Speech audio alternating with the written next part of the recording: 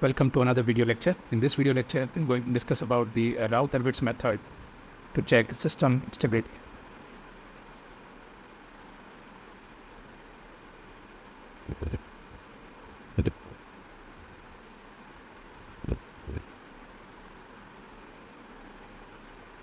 So basically, how to check system stability by using Routh's method.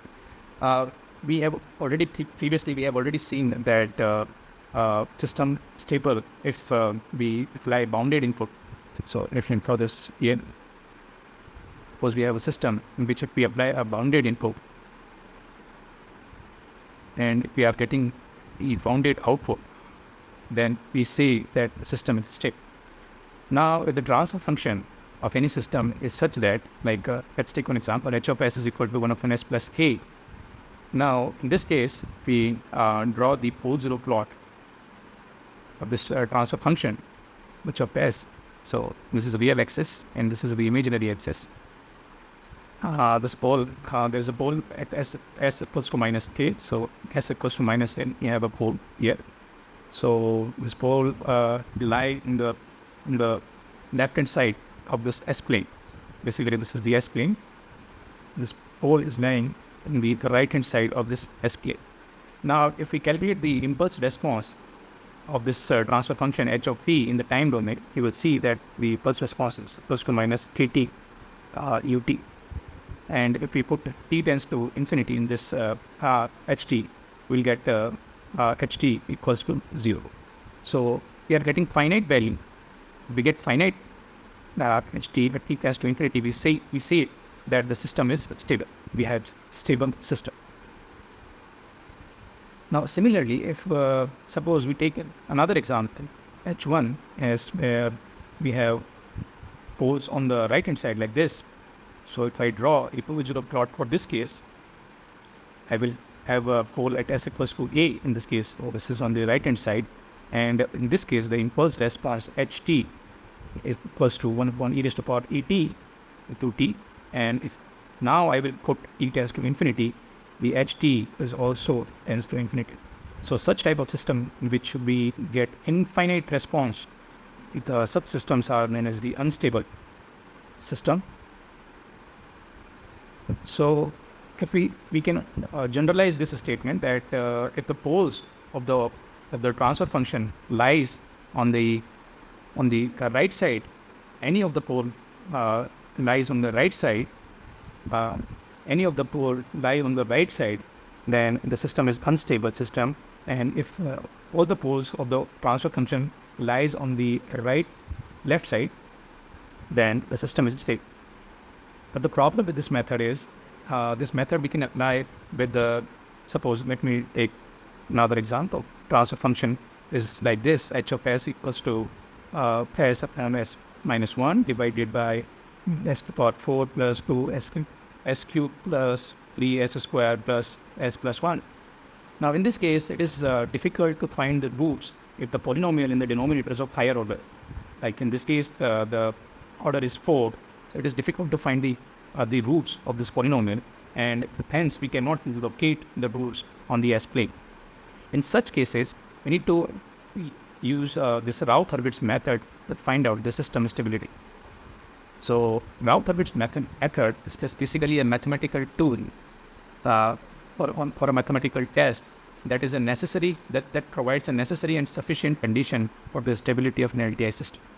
And we basically use this Routh's method when the characteristic equation is of higher order, and in those cases we cannot determine the stability just by plotting the roots on the S plane.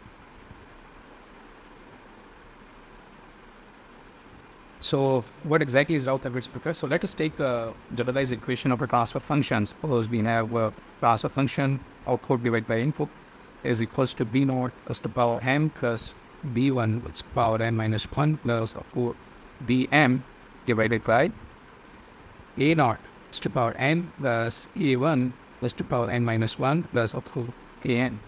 So in this transfer function, this denominator term represents the characteristic equation. So let it put it separate. So the characteristic equation use a naught s to power n plus a1 s to power n minus 1 plus a2 raised to power n minus 2 up to an equals to 0. Now this is the nth order, we can say polynomial. This is the nth order polynomial. There are n roots for this characteristic equation. Now there are basically two conditions for the Routh method to check the system stability. The first is necessary condition.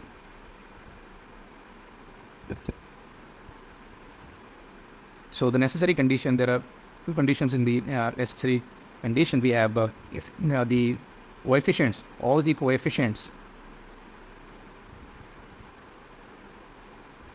must be of same sign. That means these coefficients a0, a1, a2, and so on, these should be of the same sign. The second necessary condition is all the powers of S must be present. So what do I mean by this? Suppose I'm taking an example of characteristic equation like s to the power 4 plus 3s squared plus 2s power 1 plus 3 equals to 0. In this, suppose in this the question is calculate the system stability. So we can say that the coefficients, all the coefficients are positive, but there is s to the power 4, s squared, s to the power 1, s to the power 0, but there is no s cube term. The s cube term is missing, so we can say that the necessary condition is not fulfilling, so system is unstable. So all the powers of s must be present, and all the coefficients must be of the same sign. These are the two necessary conditions. Now the sufficient condition, we have sufficient condition. Sufficient condition says that there should not be a sign change in the first column of the Routh table. So there should not be a sign change in the first column of the Routh. Now, what exactly is Routh table? We will see in the next slide. So these are the three conditions, the necessary, and third one is the sufficient condition. If all these conditions fulfill, we can say the system is stable, otherwise system is unstable. Now, how to create a Routh table? So a Routh table. So we have a characteristic equation, general equation of the characteristic equation a0. We have already seen that a0 s to the power n plus a1 s to the power n minus 1 plus a2 s to the power n minus 2, a3 s to the power n minus 3 plus a4 to the power n minus 4 plus a5 s to the power n minus 4 up to an. Now equals to 0. Now create Routh table from this characteristic equation, and we will form a matrix. We'll form a matrix in which there will be rows and there will be columns. So we'll start with creating rows. So we'll start with the highest power of the s. So we'll start with s to the power n, and then we'll start decreasing s to the power n minus 1, s to the power n minus 2, up to finally s to the power 0. So we will write the coefficients of s to the power n. So we will start with the a0 here. So if we take another n here, so we will start with the a0, coefficient a0, and then we will take alternate coefficients a2 and a4. The next row with s to the power n minus 1, the coefficient is a1, so it is a1. Again we will take alternate coefficients. Next is a3, and the next one is a5, and so it will be a6 and then a7. So these are the even coefficients, alternate, and these are the odd coefficients. Now the next one, the coefficients of s to the power n minus 2. Let us suppose that this coefficient is c1. Now how to calculate c1? C1 is basically a1 k2 multiplied by a0 k3 divided by k. Let me write it separately here. The value c1 is equals to a1 into k4 minus k0 into a3 divided by k. Similarly, the coefficient c2 is, we write here, C2 coefficient is equals to, this time we will multiply this A1 with A4, multiply A5 with A0 and divide it by A1. So C2 is A1 A4 minus A0 A5 divided by A. Similarly, C3 is equals to A1 A6 minus A0 A7 divided by A. So we can see that all the calculations we are doing is with respect to this column number 1. All the calculation in our table is basically done with respect to this column number 1.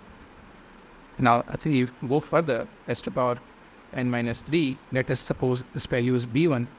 So b1 will be again. Now we will consider this this row for the calculation. So this will be c1 into a3 minus c2 into a2 divided by c1. So b1 will be c1 into a3 minus a1 into c2 divided by c1. And similarly b2 here, b2 is equals to c1 into a5 minus a1 into c3 divided by c, and so on. So similarly, we can calculate all these values. The coefficient of a0 will be an, so finally you will get this value an here. So once this Routh table is created, we will observe the sign change of the first column. If there is any sign change in the first column, if there is a sign change in first column, these are the number of roots on right side of S plane. So there is one root. One root in on the right side of S plane. We say that the system is unstable. So final conclusion is system will be unstable. If there is no sign change, we say that the system is stable. There is no sign change. Let me write here, no sign change in the first column. You will say the system is stable. It's a stable system. And if there is a sign change in the first column, then the system will be unstable. And number of sign change, the number of sign changes is equals to number of roots on the right side of the S plane. So let me correct this. Number of sign change in the first column is equals to number of roots on the right side of S plane. And in that case, system will be unstable. And if there is no sign change in the first column, the system will be stable.